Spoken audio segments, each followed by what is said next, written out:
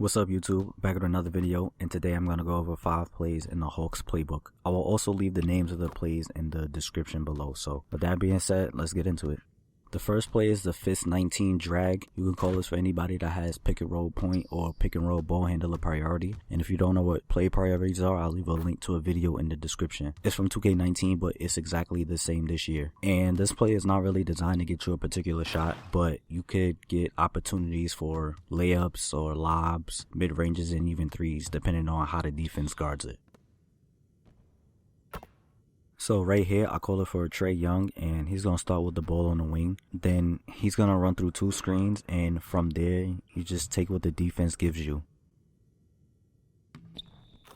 So in a real game, you might not get as many shots at the rim because somebody is definitely going to help. And usually the center will come out and hedge because the guard is usually going to get stuck on the screen. So you could hit Capella while he's rolling or throw him a lob to get some points that way. But if the center doesn't come out and hedge, he's usually going to drop back into the paint. So if the guard gets stuck, you could pull up for some mid-ranges or even some threes on the wing because your other teammates are in the corners. So you got a good amount of space to work with.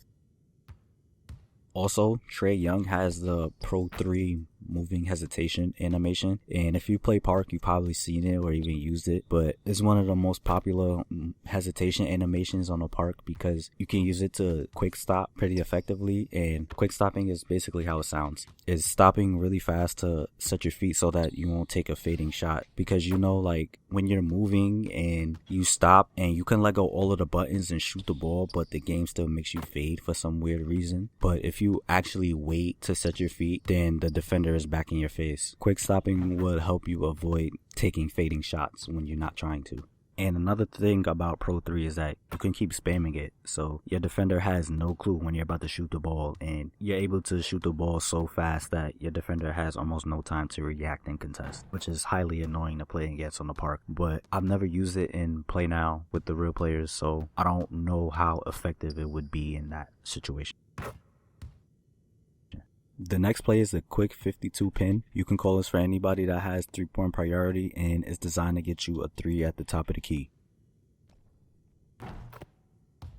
So right here, I'll call it for Trae Young, and he's going to start on the baseline, and Kevin Huerter is going to have the ball at the top. Then you're going to pass it over to Hunter. Then you're going to pass it over to John Collins. And after that, Capella will set a screen for Trae Young, and then he will come up to the top of the key to get open for a 3.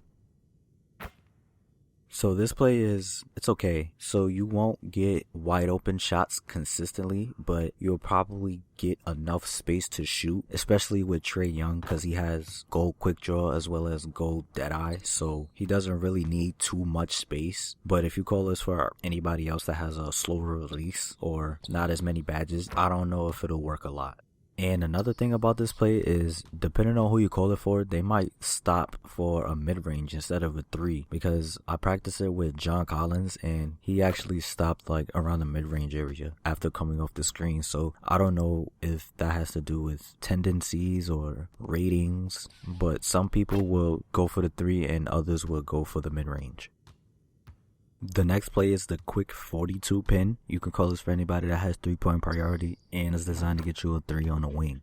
So right here, I call it for Trae Young, and he's going to start on the block, and Kevin Huerter is going to have the ball at the top. Then you're going to hand it off to Collins, and after that, Capella will set a screen for Trae, and he's going to come up to the right wing and get open for a 3. So this play is pretty similar to the last play, and just like I said in the last play, you might not get wide open shots every time you run this play, but you'll probably get enough space to shoot depending on who you call it for. The next play is the Fist 26 side. You can call this for anybody that has pick and roll wing or pick and roll man priority, and it's not really designed to get you a particular shot. It's more so reacting to what the defense does. So right here, I call it for Capella, but Trae Young is going to be the ball handler. So Huerter is going to have the ball at the top, then you're going to pass it over to Trae Young. Then he's going to get a screen from both Huerter and Capella, and from there, it's just taking what the defense gives you. So this play is pretty similar to the first play, but in this one you don't have as much space to work with because in the last one you had a player in both corners, so the wing was pretty open. But this one you have a player on the wing and in the corner, so you might not be able to get a mid-range when coming off the two screens because you'll have someone there that can contest. But you still might be able to get some threes, especially with Trae Young because he has range extender, so you don't have to be like right on top of the 3-point line, and you can always look for Capella on the roll. And the reason I call it for Capella, it's because if you call it for somebody else, Capella will be spotted up in a corner and he can't shoot, so whoever's guarding him is just gonna leave him and ruin the whole play. But if you call it for Capella, it'll guarantee that he's the screener, which is exactly what you want. And the last play is the fist 25 give 12. You can call this for anybody that has pick and roll wing or pick and roll roll man priority, and it's not really designed to get you a particular shot, but I like using it to get some mid ranges. So right here I call it for Capella, but Trae Young is going to be the one to score on this play most of the time, and he's going to be in a corner and Kevin Huerter will have the ball at the top. Then Trae Young will come up and you'll do a handoff with him, and after that Capella will set a screen for him, and from there you could try to take it all the way, but you probably won't be able to get a good enough shot, so you can pull up for some mid ranges or even a 3.